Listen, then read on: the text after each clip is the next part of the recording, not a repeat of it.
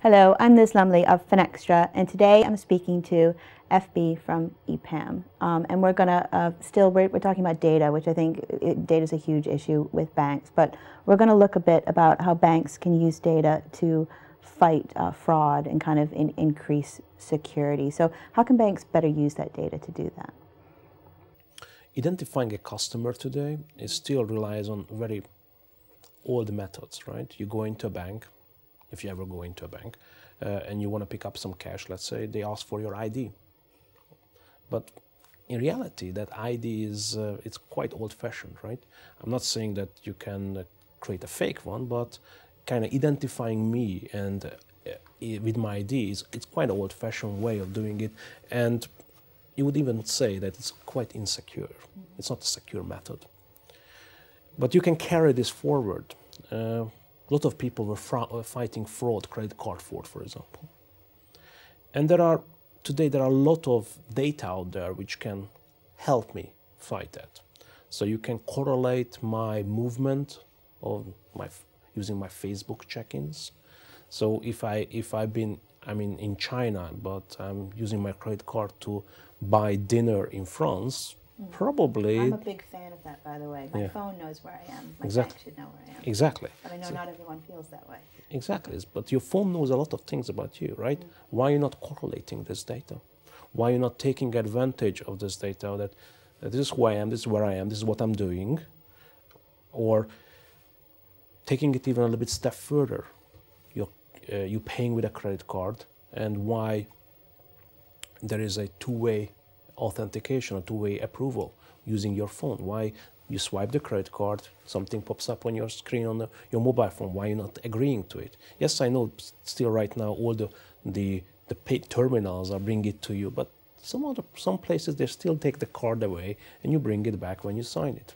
Why are you not requiring a different type of authorization using your mobile devices? All things are possible. The second is when I go to a new place, when I want to open an account, it's quite tedious to fill out all those forms. Why do they need that? I mean, I can give them my bank account number, or I can give them my name, or get access to some other data which is available online.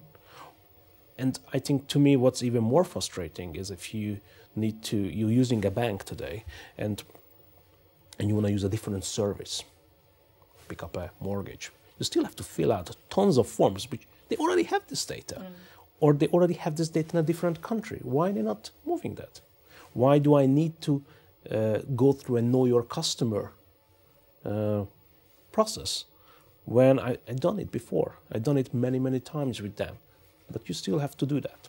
Is there a regulatory reason for that? Because you use the phrase, all of this is possible, but you still have to fill out forms. What are the regulatory challenges around this then? Country borders, basically, or barriers, are a big challenge. We are mobile. We are used to moving from one country to the other. We used to roam in Europe, for example.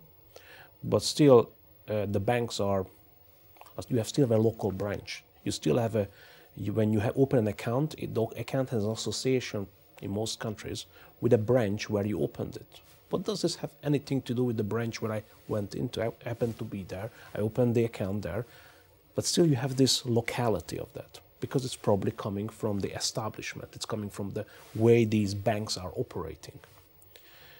And the regulation is very much corresponds to this setup. It's very difficult to do cross-border banking in a way where I'm using banking services from another country and I'm not in that given country. Due to people are worried about tax avoidance, they are worried about fraud. But very much what's worried is that the financial systems are not united. You have separate regulations, and these regulations are only stretching to the border of the country, and anything which goes across that, it becomes very difficult. So actually transferring data across borders or viewing data across many legal entities are still a challenge in a regulatory sense. Excellent. That's great. Thank you very much.